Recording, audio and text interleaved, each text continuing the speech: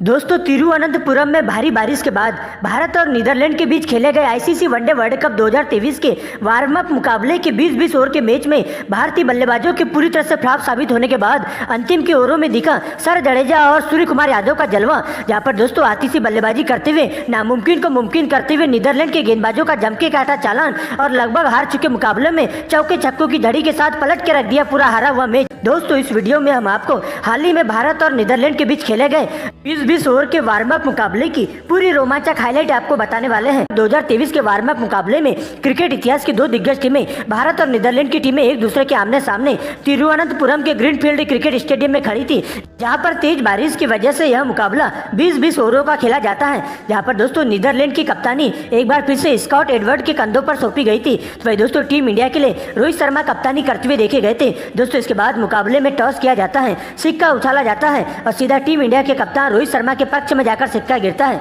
जहां पर रोहित शर्मा टॉस जीतकर पहले गेंदबाजी करने का फैसला करते हैं। तो भाई दोस्तों, नीदरलैंड की टीम को पहले बल्लेबाजी करने का न्योता दिया जाता है। दोस्तों, इसके बाद नीदरलैंड के लिए पारी की शुरुआत करने के लिए टीम के दो धाकड़ ओपनर बल्लेबाज मैक्स वुडवर्ड और बाएं हाथ के विस्फोटक बल्लेबाज विक्रमजीत सिंह की एंट्री होती है, जिनके कंधों पर टीम को ठोस शुरुआत देने की जिम्मेदारी सौंपी जाती है। तो भाई दोस्तों, टीम इंडिया के लिए पहले ओवर की गेंदबाजी करने के लिए तेज गेंदबाज जसप्रीत बुमराह आते हैं और पहले ओवर की पहली गेंद पर एक जोरदार अपील देखने को मिलती है और अंपायर के द्वारा विक्रमजीत सिंह को आउट करार दे दिया जाता है। लेकिन दोस्तों, इसके बाद विक्रमजीत सिंह डीआरएस की तरफ जाते हैं और जहां पर साफ क्लियर हो जाता है कि गेंद स्टंप के ऊपर से जा रही थी। दोस्तों, इसके बाद मिले जीवन दान का फायदा उठाते हुए विक्रमजीत सिंह बुमराह को टारगेट करते हैं और इसी ओवर की अंतिम की दो गेंदों पर दो बैक टू बैक चौके उनके बल्ले से देखने को मिलते हैं। दोस्तों, इसके बाद दूसरे ओवर की गेंदबाजी करने के लिए मोहम्मद सिराज की एंट्री होती है और उनका सामना होता है मैक्स वुडवर्ड से, जहां पर दोस्तों काफी संभल कर खेलती हुई दिखाई देते हैं, क्योंकि दोस्तों गेंद को इनस्विंग आउटस्विंग करवाते हुए वुडवर्ड को पूरी तरह से उलझाकर रख देते हैं और इस प्रकार से दूसरे ओवर में मात्र 2 रन आते हैं। लेकिन दोस्तों, तीसरे ओवर में एक बार फिर से बुमराह की एंट्री होती है,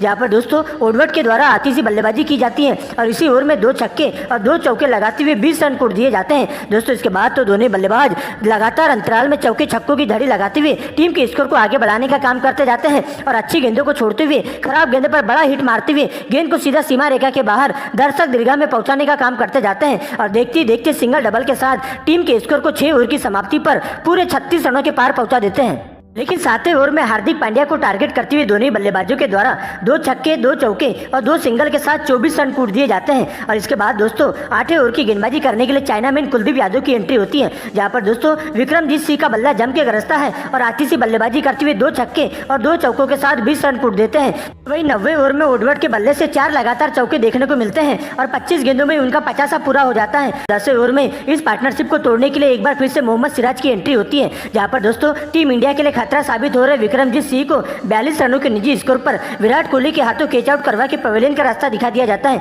और इस प्रकार से 100 रनों के स्कोर पर नीदरलैंड की टीम को पहला बड़ा झटका लगता है और जिसके बाद वुडवर्ड का साथ देने के लिए नए बल्लेबाज के रूप में वेस्ली बरेसी की एंट्री होती है और 11वें ओवर में दोनों बल्लेबाजों के द्वारा 2 करारे चौके और 2 सिंगल के साथ 10 रन बटोर लेते हैं। लेकिन दोस्तों, इसके बाद 12वें ओवर में एक बार फिर से टीम इंडिया के विकेट टेकर तेज गेंदबाज जसप्रीत बुमराह की एंट्री होती है और अच्छी लाइन में दिखाई दे रहे मैक्स वुडवर्ड को 58 रनों के निजी स्कोर पर क्लीन बोल्ड कर देते हैं। तो दोस्तों, इसी ओवर की अंतिम गेंद पर वेस्ली बरेसी को कॉटन बोल्ड करते हुए 12 रनों के निजी स्कोर पर चलता कर देते हैं और इस प्रकार से एक ही ओवर में 2 विकेट लेकर नीदरलैंड के बल्लेबाजों की पूरी तरह से कमर तोड़ के रख देते हैं जसप्रीत बुमराह। दोस्तों, इसके बाद नए बल्लेबाज के रूप में बाज डे लीडे का साथ देने के लिए कोलिन एकमैन की एंट्री होती है, जहां पर दोनों बल्लेबाज कुछ देर अच्छे शॉट्स लगाते हुए टीम के स्कोर को तेजी से रन बढ़ाने का काम करते हैं और गेंद को मैदान के हर कोने में पहुंचाने का काम करते जाते हैं और टीम इंडिया के तेज गेंदबाजों के साथ साथ स्पिन गेंदबाजों पर पूरी तरह से हावी होते हुए उनकी लाइन लेंथ बिगाड़ने का काम करते जाते हैं और देखते देखते टीम के स्कोर को 14 ओवर की समाप्ति पर 3 विकेट के नुकसान पर 150 रनों तक पहुंचा देते हैं। लेकिन दोस्तों, इसी बीच 15वें ओवर की गेंदबाजी करने चाइनामैन कुलदीप यादव की एंट्री होती है और आते ही नीदरलैंड की टीम पर पूरी तरह से हावी होते हुए दिखाई देते हैं, जहां पर दोस्तों सबसे पहले ओवर की दूसरी गेंद पर कोलिन एकमैन को 28 रनों के निजी स्कोर पर क्लीन बोल्ड कर देते हैं। तो भाई दोस्तों, इसी ओवर की अंतिम गेंद पर वेस्ली बरेसी को बड़ा शॉट खेलने के चक्कर में ललचाई हुई गेंद पटक कर सीमा रेखा के पास 8 रनों के निजी निजी स्कोर पर चलता कर देते हैं और इस प्रकार से नीदरलैंड के 2 लगातार विकेट एक ही ओवर में गिर जाते हैं। इसके बाद दोस्तों आगे का मोर्चा संभालने के लिए खुद कप्तान स्कॉट एडवर्ड की एंट्री होती है और सिब्रांड के साथ मिलकर 16 ओवर में तूफानी अंदाज में बल्लेबाजी करते हुए देखे जाते हैं, जहां पर इसी ओवर को टारगेट करते हुए 2 चौके, 2 गगनचुंबी छक्के और 2 सिंगल के साथ इस ओवर में कुल 22 रन कूट देते हैं और रविंद्र जडेजा की पूरी तरह से लाइन बिगाड़ने का काम करते हैं। लेकिन दोस्तों इसके बाद दोनों बल्ले सबसे पहले कप्तान एडवर्ड के द्वारा आतिशी बल्लेबाजी की जाती है और 18 ओवर में एक बार फिर से तूफानी अंदाज में बल्लेबाजी करते हुए 2 छक्के और 2 चौकों के साथ अपना अर्धशतक पूरा कर लेते हैं। लेकिन दोस्तों इसी बीच 19वें ओवर में मोहम्मद सिराज की गेंदबाजी देखने को मिलती है, जहां पर मोहम्मद सिराज के द्वारा कातिलाना गेंदबाजी करते हुए कप्तान एडवर्ड को 54 रनों के निजी स्कोर पर चलता कर देते हैं। तो भाई दोस्तों इसी ओवर की अंतिम गेंद पर स्कॉट एडवर्ड भी बड़ा शॉट खेलने के चक्कर में सीमा रेखा के पास 8 रनों के निजी स्कोर पर आउट होकर पवेलियन का रास्ता नाप लेते हैं। लेकिन दोस्तों इसके बाद 20वें ओवर की गेंदबाजी करने के लिए जसप्रीत बुमराह की एंट्री होती है, जहां पर शुरुआत की 3 गेंदों पर 3 करारे चौके उनके बल्ले से देखने को मिलते हैं। वान बिग के द्वारा उन्हें करारा जवाब दिया जाता है। लेकिन दोस्तों इसके बाद अंतिम की 3 गेंदों पर बुमराह के द्वारा शानदार वापसी की जाती है और अंतिम की 3 गेंदों पर 3 विकेट लेकर हैट्रिक लेकर नीदरलैंड के बल्लेबाजों को पूरी तरह से बैकफुट पर ढकेल देते हैं और उन्हें ऑल आउट कर देते हैं। और इस प्रकार से नीदरलैंड की टीम पूरे 20 ओवर के खेल में स्कोर बोर्ड पर 205 रन बना लेती है और टीम इंडिया को इस मुकाबले में जीत हासिल करने के लिए 206 रनों का टारगेट दे दिया जाता है। भारतीय पारी की तरफ से 206 रनों का लक्ष्य का पीछा करने के लिए टीम के 2 धाकड़ ओपनर बल्लेबाज शुभमन गिल और कप्तान रोहित शर्मा मैदान पर आते हैं। तो वही दोस्तों नीदरलैंड के लिए पहले ओवर की गेंदबाजी करने बाज डे लिडे की एंट्री होती है, जहां उनका सामना होता है शुभमन गिल से और पहली गेंद पर शुभमन गिल फाइन लेग की दिशा में कैच आउट होकर पवेलियन का रास्ता नाप लेते हैं और इस प्रकार से टीम इंडिया को पहला बड़ा झटका 0 रन पर ही लग जाता है। लेकिन दोस्तों इसके बाद रोहित शर्मा का साथ देने के लिए टीम इंडिया के रन मशीन विराट कोहली मैदान पर आते हैं,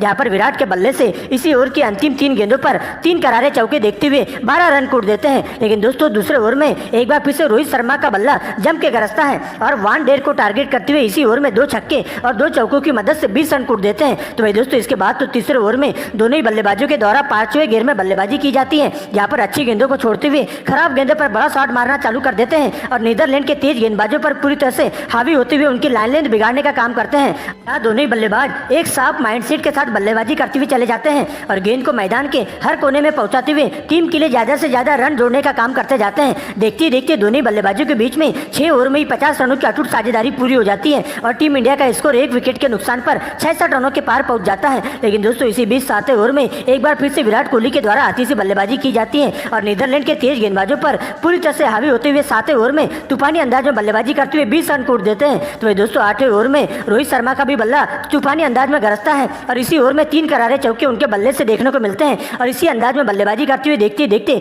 10 ओवर की समाप्ति पर ही टीम इंडिया 100 रन पूरे कर लेते हैं और दोनों ही बल्लेबाजों के बीच में 7 की साझेदारी भी पूरी हो जाती है। लेकिन दोस्तों इसके बाद 11वें ओवर में सबसे पहले विराट कोहली के द्वारा धुआंधार अंदाज में बल्लेबाजी की जाती है, जहां पर दोस्तों 11वें ओवर में फाइन लेग की दिशा में एक करारा चौका उनके बल्ले से देखने को मिलता है। तो दोस्तों 12वें ओवर में रोहित शर्मा भी अपने ही अंदाज में बल्लेबाजी करते हुए नीदरलैंड के स्पिन गेंदबाज तरीज अहमद को 2 करारे चौके जड़ देते हैं और इस प्रकार से टीम इंडिया का स्कोर 12 ओवर की समाप्ति पर 1 विकेट के नुकसान पर 110 रनों तक पहुंच जाता है। लेकिन दोस्तों इसी बीच टीम इंडिया के ताबूत में खील ठोकने के लिए 14वें ओवर की गेंदबाजी करने के लिए टीम के स्पिन गेंदबाज वान मिकरन की एंट्री होती है और आते ही टीम इंडिया पर पूरी तरह से हावी होते हुए सबसे पहले विराट कोहली को 58 रनों के निजी स्कोर पर चलता करते हैं। तो दोस्तों इसी ओवर की अंतिम गेंद पर अच्छी लाइन में दिखाई दे रहे रोहित शर्मा भी 60 रनों के निजी स्कोर पर कैच आउट होकर डगआउट की ओर लौट जाते हैं और इस प्रकार से एक ही ओवर में 2 विकेट गिरने से टीम इंडिया पूरी तरह से बैकफुट पर आ जाती है। लेकिन दोस्तों इसके बाद आगे का मोर्चा संभालने के लिए केएल राहुल का साथ देने श्रेयस अय्यर की एंट्री होती है, जहां पर दोस्तों 14वें ओवर में दोनों बल्लेबाजों के द्वारा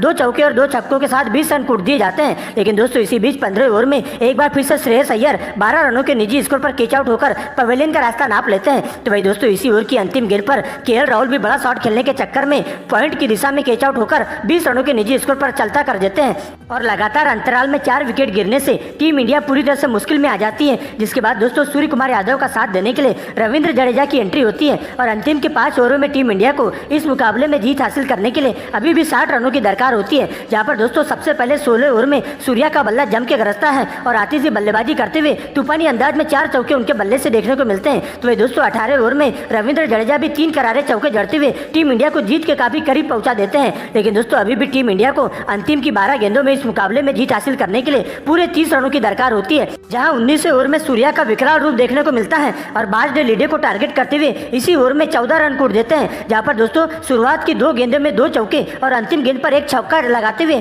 इस ओवर में 14 रन बटोर लेते हैं। लेकिन दोस्तों इसके बाद अभी भी टीम इंडिया को इस मुकाबले में जीत हासिल करने के लिए अंतिम की 6 गेंदों पर 16 रनों की दरकार होती है। यहाँ पर दोस्तों अंतिम ओवर की गेंदबाजी करने के लिए वान मिकरन की एंट्री होती है, जहाँ उनका सामना होता है रविंद्र जडेजा से। और दोस्तों शुरुआत की 2 गेंदों पर यार्कर गेंद पटककर जडेजा को बिल्कुल भी हाथ खोलने का मौका नहीं देते हैं और इन 2 गेंदों पर बिल्कुल भी कोई रन नहीं आता। अंतिम की 4 गेंदों पर 4 लगातार चौके जड़ते हुए 16 रन बटोर लेते हैं और इस प्रकार से नामुमकिन को मुमकिन करते हुए नीदरलैंड के जबड़े से जीत को छीनकर उन्हें क्रिकेट इतिहास की शर्मनाक हार दे देते हैं। और इस प्रकार से वार्म अप मुकाबले को जीतकर टीम इंडिया नीदरलैंड को 5 विकेट से राउंड देती है।